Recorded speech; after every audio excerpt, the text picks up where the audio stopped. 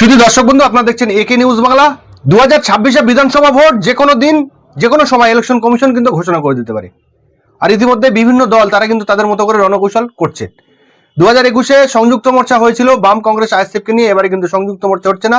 ইতিমধ্যে কংগ্রেস ঘোষণা করেছে তারা এককভাবে লড়াই করবে, অর্থাৎ তারা তৃণমূলের সাথে যদি জোট করে আপনারা অবাক হবেন না। ইতিমধ্যে বামফ্রন্ট এবং আইএসএফ আরো বেশ কিছু ছোট ছোট দলকে নিয়ে কিন্তু তারা লড়াই করবে বলে আমরা সূত্র মারফত খবর পেয়েছি। সমস্ত বিষয়ে আমরা শুনে নেব। আমাদের সঙ্গে রয়েছেন আইএসএফের রাজ্য কমিটির নেতা আব্দুল মালিক মোল্লা মহাশয়। শওকত মোল্লা যদি ভাঙড়ের প্রার্থী হয় আপনাদের কতটা সুবিধা হবে না অসুবিধা হবে?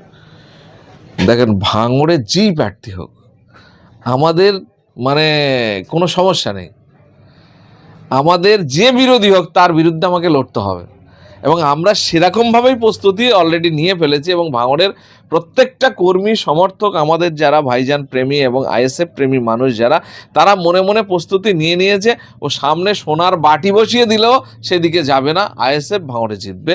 সেই মানসিকতা নিয়েই আমরা ভাঙড়ে প্রস্তুত। সুতরাং এখানে শওকত মোল্লা দাঁড়াবে কি, তাছাড়া ওদের আরও বড় লিডার দাঁড়াবে, তাতে আমাদের কি ব্যাপার? সেটা তাদের পার্সোনাল ব্যাপার, তাদের পার্টির অভ্যন্তরীণ ব্যাপার।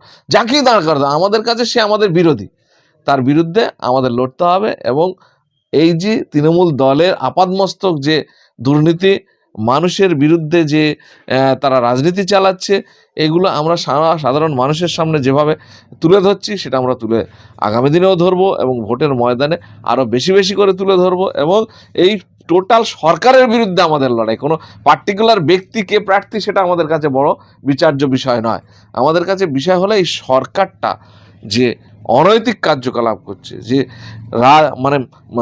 সমাজটাকে কলুষিত করে দিচ্ছে এবং সমাজের লাইনটাকে পুরো ডাইভার্ট করে দিচ্ছে এবং সাধারণ মানুষের স্বাভাবিকভাবে বেঁচে থাকার যে পরিসর সেটাকে সংকীর্ণ করে দিচ্ছে, এইটার বিরুদ্ধে আমাদের লড়াই। আজকে কোন সমীকরণে বলছেন আমি জানি না ভাঙড়ে, কিন্তু আমার কাছে যে সমীকরণ রয়েছে সেই সমীকরণ হচ্ছে 2021 সালে বিধানসভায় আপনারা জিতেছিলেন, কিন্তু তারপরে যে কটা নির্বাচন হয়েছে, পঞ্চায়েত নির্বাচনে 23-এ আপনারা হেরেছেন। 2024-এর লোকসভা ভোটে কেন্দ্র এবং রাজ্য পুলিশ দিয়ে ভোট হয়েছে, আপনারা 40,000 ভোটে হেরেছেন। এইবারে 2026-এ বিধানসভা ভোট, সেখানে নওশাদ সিদ্দিকী দাঁড়াবে আর টিএমসির যেই দাঁড়াক, শওকত মোল্লা দাঁড়াক বা অন্য কেউ দাঁড়াক, তাহলে এই কেন্দ্র পুলিশ এবং রাজ্য পুলিশ দিয়ে ভোট হবে। এই পুলিশ তো লন্ডন বা আমেরিকা থেকে আসবে না।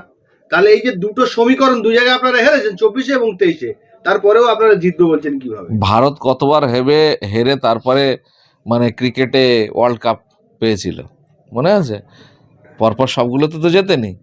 তাহলে আমরা হেরে যাচ্ছি বলে সামনের খেলাটায় ফের হেরে যাবো, আপনি কি করে ভাবলেন? আর প্রত্যেকটা ভোটের একটা আলাদা থাকে, অঙ্ক থাকে, আলাদা পার্সপেক্টিভ থাকে, আলাদা তার ব্যাকগ্রাউন্ড থাকে। সেই কারণে সব ভোটকে একসঙ্গে মিশিয়ে ফেললে হবে না। আপনার পঞ্চায়েত ভোট আমাদের করতে যদি দিত, পঞ্চায়েত ভোটে যদি আমাদেরকে দাঁড়াতে দিত এবং পঞ্চায়েত ভোটে যদি প্রকৃত যেভাবে ভোট হওয়ার কথা সেইভাবে হতে দিত, তাহলে ভাঙড় দুটো ব্লকই আমাদের হাতে থাকতো। আমরা যতটুকুনি সুযোগ পেয়েছি নমিনেশন দেওয়ার, তাতে আমরা যে কটা নমিনেশন দিই সে কটাতেই জিতেছি। সুতরাং জোর করে গুন্ডা বাহিনী এনে মার্ডার করে, খুন করে, বলপ্রয়োগ করে, জবরদস্তি নমিনেশন ওয়াকওভার করিয়ে জেতা, এটাকে জেতা বলে নাকি? সেই প্রয়োগ তো বিধানসভাতেও করবে আপনারা সামনে। সেটা আমরা প্রস্তুত হচ্ছি সেইভাবে। আমরা না প্রস্তুত হলে আমরা সাবধান হতাম, আমরা কৌশলে রাজনীতিটা ঠিকঠাকভাবে করতাম, কাউকে মরতে দিতাম না। আমাদের ছেলেরা সেইভাবে প্রস্তুত ছিল না বলে আমাদের ছেলেরা মার্ডার হয়েছে। আর শত্রু তারা মার্ডার করেই ক্ষমতায় আসবে, সেই কারণেই তারা এইভাবে ভাঙড়ের বুকে পঞ্চায়েত নির্বাচনটা একেবারে প্রশাসনিক ব্যর্থতা এবং তৃণমূল দলের সরাসরি গুন্ডামি, সরাসরি সমাজ বিরোধীদের ব্যবহার করে লুট করার কাজ করেছে বলে পঞ্চায়েতটা ওরা দেখাচ্ছে হার হয়েছে। কিন্তু যতগুলো কেস ঝুলছে এখনো প্রার্থী নিয়ে, সেই কেসগুলো যদি ঠিকঠাকভাবে বিচার হয় তাহলে পঞ্চায়েত সমিতি এখনো বলবো যেগুলো ওরা জিতেছে সেগুলোতে থাকবে না। এটা গেল পঞ্চায়েত। আর লোকসভা ভোট আমরা একটা ছোট দল এবং লোকসভা ভোটে সেন্ট্রালি লড়াই করা, মুভমেন্ট করা, আমরা সেইভাবে জোটও গড়ে তুলতে পারিনি, যার কারণে আমাদের কর্মী সমর্থক যারা ছিল তারা একটা চিন্তা ভাবনার মধ্যে যে এই লড়াইয়ে আমাদের যখন মানে কারোর সঙ্গে জোট হয়নি, একটা বড় দলের সঙ্গে আমরা যুক্ত হতে পারিনি, এই ভোটে আমরা জিতে কোথায় যাব আর কীভাবে জিতবো? কারণ একটা বিধানসভা দিয়ে লোকসভা নয়, 7টা বিধানসভা দিয়ে লোকসভা।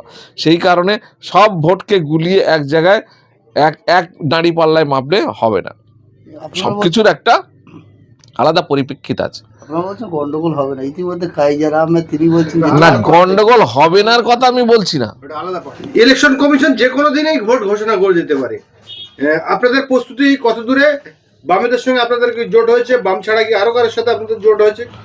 দেখেন, নির্বাচন কমিশন যে প্রক্রিয়া চলছে যখন তখন করে দিতে পারে, কিন্তু এখনো প্রক্রিয়া গোটাতে পারেনি।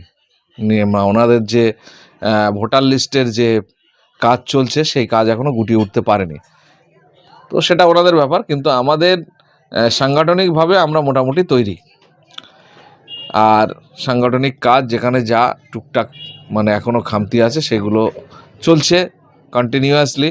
আমি আজকে যেমন সারাদিনই কুলপি বিধানসভাতে ছিলাম, আমার যা দায়িত্ব সেখানে যে কাজ সেই কাজ আমরা করছিলাম। এবং জোটের ব্যাপারে এখন পর্যন্ত আমার কাছে যা খবর আছে মোটামুটি একটা জায়গায় এসছে। কালকে আমরা বুঝতে পারবো যে কোন পজিশনে আছে। তবে অন্য যে ছোট ছোট দলগুলো আছে সেইগুলো নিয়ে একটু প্রবলেম হচ্ছে, তাদের বার্গেনিং, তাদের যে সিট শেয়ারিংয়ের বিষয় তারা যে ডিমান্ড করছে, তাদের সাংগঠনিক স্ট্রেংথ যা আছে তার থেকে আরও বেশি সিট চাইছে, যার কারণে এই সিটগুলো নিয়ে তারা খুব বেশি যে মানে বেনিফিট কিছু তুলতে পারবে না, কিন্তু মানে একটা বার্গেনিংয়ের জায়গায় আসছে, যার কারণে একটু মনে হয় সামান্য হলেও একটু আছে, ঘাটতি আছে। তবে জোট হবে এবং জোট করেই লড়াই হবে। আপনার কোথা থেকে পরিষ্কার হয়েছে যে বাম আইএসএফ ছাড়াও আর বেশ কিছু দলের সাথে জোট হচ্ছে, যেমন তাদের নাম, যেমন এবারে লিবারেশন যুক্ত হচ্ছে, আপনার আজাদ সমাজ পার্টি আছে, এরকম কিছু কিছু যারা আছে আমাদের সঙ্গে। আর বামফ্রন্টের মধ্যে বিশেষ করে যারা আরএসপি, ফরওয়ার্ড ব্লক, সিপিআই, সেগুলো সব বামফ্রন্টের মধ্যেই তো বেশি গন্ডগোল। জোটটা বামফ্রন্টের সঙ্গে আমাদের, সিপিএম এর সঙ্গে সমঝোতা ঠিক আছে, কিন্তু বামফ্রন্টের মধ্যে যে প্রবলেম সেইটা তো ক্লিঞ্চ করে উঠতে পারছে না। আমাদের সঙ্গে প্রবলেম কোথায়? আমাদের সঙ্গে সেরকম কোনো প্রবলেম নেই। বামফ্রন্টের মধ্যে বামফ্রন্টের যে শরিক যারা আছে, বিশেষ করে আরএসপি, ফরওয়ার্ড ব্লক, সিপিআই, এই দলগুলো তাদের যা ডিমান্ড সেই অনুযায়ী সাংগঠনিক স্ট্রেংথ তাদের কিচ্ছু নেই, যার কারণে একটু ডিস্টার্ব হচ্ছে। আশা করি সমস্যার সমাধান হয়ে যাবে। সমঝোতাটা কবে ফাইনাল হবে বলে আশা? এটা আমি এক্ষুনি মানে ফাইনাল হয়তো দেখা যাচ্ছে 2 দিনের মধ্যে হতে পারে, আবার 4 দিনও হতে পারে, তবে খুব বেশি দেরি হবে না। সূত্রবাবুর খবর পেলাম যে বাম এনারা আইএসএফকে 31টা আসন ছাড়তে চায়, যে এটা কতটা সত্যি? এইটা আমাদের কাছে এখনো পর্যন্ত ক্লিয়ার নয়, তবে ওরা কোন মারফতে বামফ্রন্টের কাছ থেকে খবর পেয়েছে কি কাদের কাছ থেকে খবর পেয়েছে সেটা আমরা ঠিক এই মুহূর্তে জানি না। বিশেষ আমার কাছে কোনো সোর্স নেই, আমি আপনারা যেরকম দেখছেন আমি ওরকমই দেখেছি, যার কারণে আমাদের এই বিষয়ে আলোচনা যতক্ষণ না হচ্ছে, পার্টির মানে রাজ্য কমিটির মিটিং যতক্ষণ না হচ্ছে, ততক্ষণ আমি আপনাদেরকে এই বিষয়ে ক্লিয়ার বলতে পারবো না যে কোন সিদ্ধান্তে উপনীত হয়েছে এই মুহূর্তে। আপনি রাজ্য কমিটির একজন গুরুত্বপূর্ণ সদস্য, সেই হিসেবে আগের বারে আপনারা 38টা সিটে লড়াই করেছিলেন, একদম শেষ পর্বে এসে জোটটা হয়েছিল, ভালো মতো প্রার্থীও ঠিক করতে পারেনি।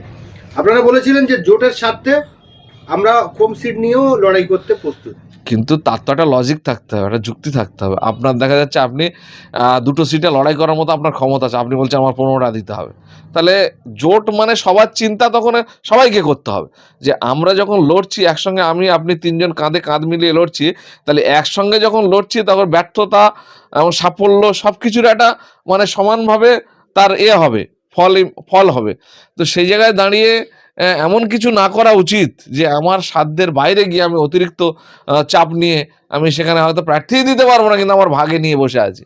এইগুলো করাটা ঠিক নয় আমার যা মনে হয়। এবং আমাদের নেক্সট রাজ্য কমিটির মিটিং আছে, সেখানে কতটা কি হচ্ছে না হচ্ছে হলে বুঝতে পারবো।